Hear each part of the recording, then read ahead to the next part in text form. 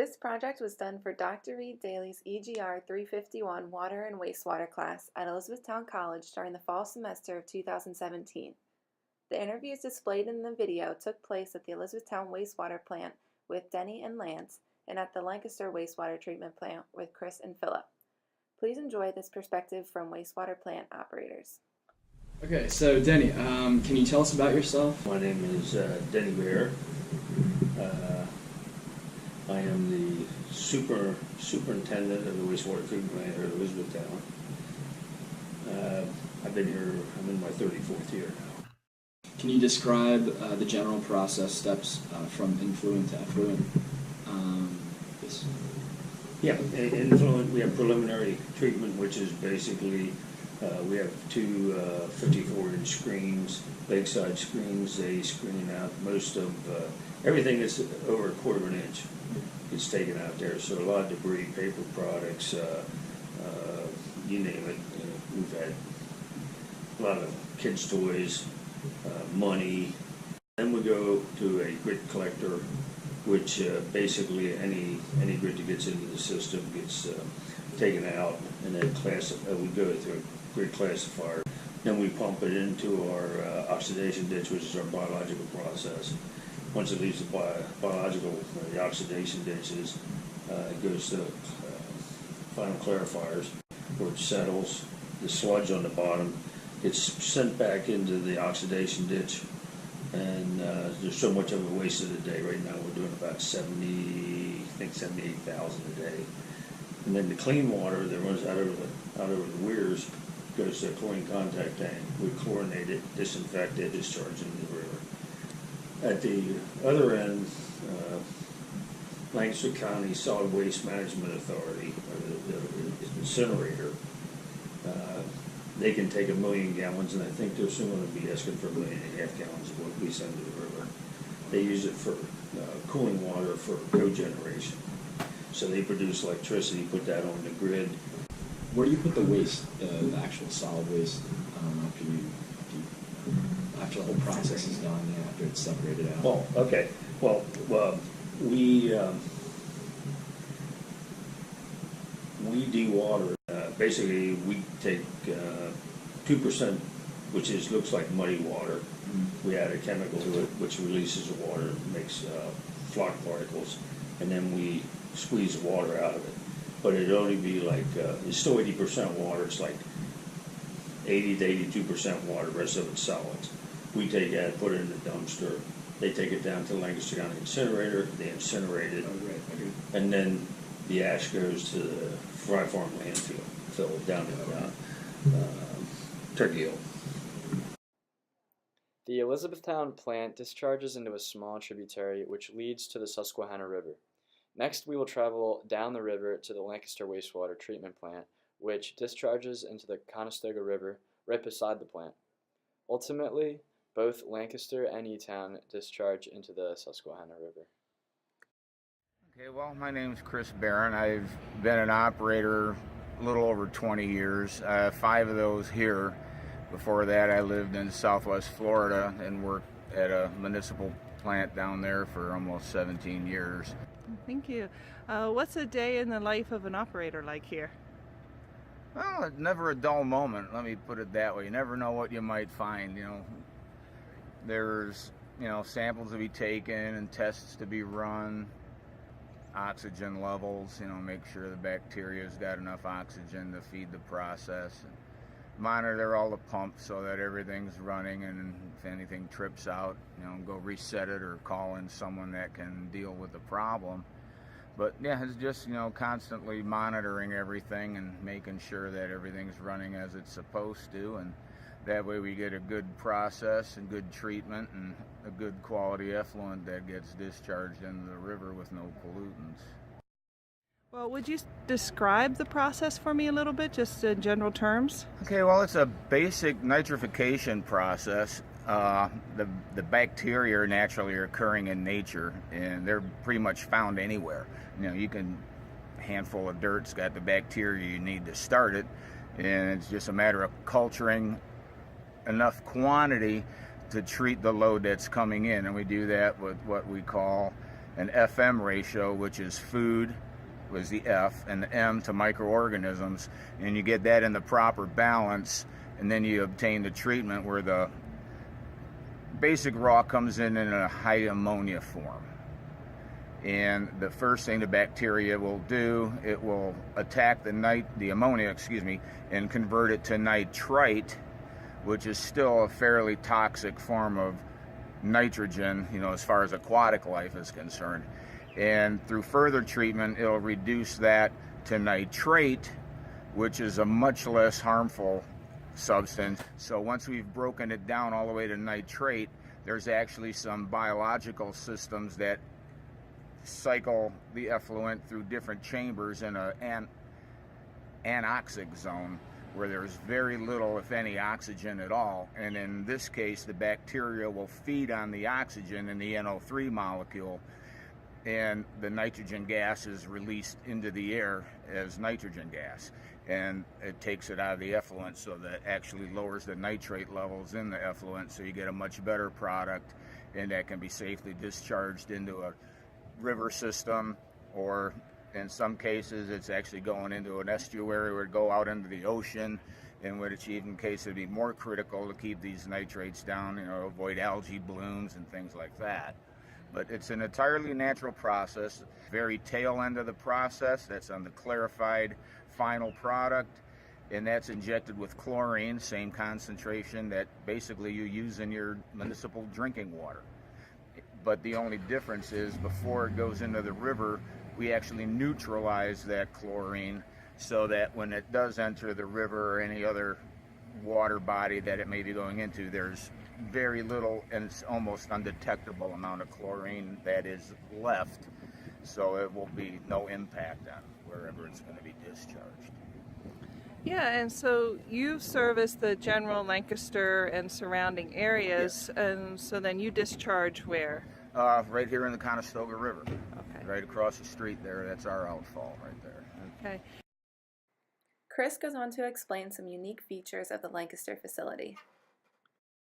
Tower in the background there, that's actually our oxygen plant. We manufacture liquid oxygen, which is then fed off as a gas to feed the microorganisms in our process, rather than mechanical blowers and aerators. Actually, everything runs off of pure oxygen, which really gives them a shot, because that oxygen is about 80% purity. So they get supercharged off of that stuff, and they go to town and they just get hungry and eat what they're supposed to eat and do their thing. But yep, that's a good part there to have that. So you're under construction for Our final clarifiers are being totally rebuilt. They finished one already, and they're in process with the one down south that's supposed to be completed before Thanksgiving, so that will be online. My name is Philip Diller. I've only been an operator here for 1 year. Okay. I think this is the most fascinating field there is. People don't think what goes into this. There's a lot of work that goes into cleaning your wastewater. We're all guardians of what goes downstream, and people don't think what you have to do to get it there. It's not just us that do the work. We have microorganisms, bugs. They do half of our work, if not more. We pretty much babysit and make sure our bugs are happy. And if our bugs are happy, we end up with great looking effluent. Here you can see some of it. The clearer the better. This is a secondary clarifier. And from here it's going to go into a chlorine contact tank. And from here, from the chlorine contact tank, it'll go into the waterways. What fascinates you the most about this process, the whole process as a whole? This whole process. The whole thing fascinates. Just pick one. What fascinates me is the fact that we remove nitrogen in this plant. It's a biological nitrogen removal. And I'm still amazed that the bacteria can strip oxygen off of a nitrogen molecule, an NO3. I just tell people, I say, I don't know how to do it, but mean, it isn't like you can see it, but they do it. And then when they strip that oxygen off, nitrogen gets released into the atmosphere. And they do a very good job, the little bugs around here. That's true. What do you wish the general public knew about wastewater treatment? That it isn't a wand that you wave over a tank and everything's good. Okay. I mean, people, you flush it and forget it. And, you know, that's pretty much, I think, how most people are. Ours isn't too big because we're basically all domestic. So, but some of these towns that have a lot of industry, I'm sure they pull their hair out every day because they have metals coming in that we don't. So. It's the only thing I wish people wouldn't be quite as afraid of it. You know, they're all, oh my God, it's wastewater, it's going to kill us all. You know, but it's not the case. You know. Okay. Thank you very much. Okay. So what is the more strange things you've seen coming into the plant through? Well, that'd have to be about 2 weeks ago. We had soap suds, lots and lots of soap suds. You know, it looked like, you know, I remember when I was younger, someone dumped some, you know, Mr. Bubble or something into the local fountain, and there was suds everywhere, and that's kind of what this looked like. But they made a bigger really a box lot than that. Yeah. Well, the top of one of the primaries was foamed over pretty good. A good half of it was covered because, you know, the scraper arms keep it moving around. But yeah, it was pretty interesting. Okay. What is the most remarkable thing you ever saw come into the plant, like during the streaming? Number of things. Hubcap off a car, about 10 or 12 inch hubcap. That had to be thrown in a manhole somewhere because you can't flush them down a commode. When the college left out one year, a 3-foot boa constrictor came. It was dead, but still a 3-foot boa constrictor. You're not expecting to see that. We had that on display for a while here. $20 bills, stuff like that.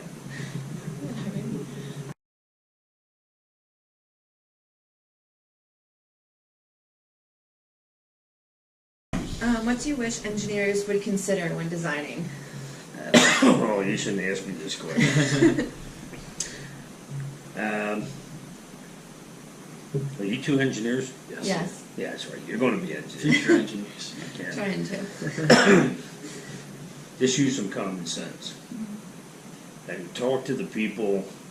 I mean, if, like here, when we upgraded here, we knew what worked and what wouldn't work, and we passed that information on when we'd be told that, oh, we already calculated it out. So I think the engineers sometimes do too much out of the books, and I always said that an engineer, if you want to design a water or wastewater plant, you should have to work into them for at least 6 months, and have the engineer that you're working for pay your wages, but you got to work in there, talk to the guys, see what some of it's BS, but you know, most of the time we'll give you some good ideas. I know in this plant here, we've how do you say that? Reverse engineered parts to our equipment that last 10 times longer than the parts you get from the manufacturer. And the manufacturer came in, they're not very happy when you tell them you reverse engineered stuff, and it's been in for 4 years, and the stuff you buy from them is in 6 months, and you have to change it. So. Yeah, my name's Lance Carter. I've been working for the borough for almost 10 years. Okay, so what do you wish engineers would consider when designing for a wastewater treatment facility? One thing that I'm noticing more and more, I guess the big thing is always what a plant needs. You know, how does it have to be built? Everything has to be accommodated for different situations. But I guess there's times when plants are built, and I've heard stories, and there's a couple things at our plant I think that maybe have been changed since the plant was built, just because it makes things easier. You know, maybe a location of a pump or the discharge, a pipe that exits a building for something, some part of the treatment. I noticed that there's a lot of instances where they have to come back and they say, this isn't right, I don't know how they missed this, or I don't know why this was designed this way, when this way just makes a lot more sense. And I guess trying to catch that kind of stuff, to where it doesn't have to be like a hindsight kind of thing. You know what I mean? That's kind of like what Denny said too. Denny said that he wants us to just use common sense. That's his what it comes down to. It's common sense. Common sense. Yeah, like this plant here has it's capable of dechlorination. We have a room that was designed to dechlorinate the outfall of the effluent water, which isn't necessary with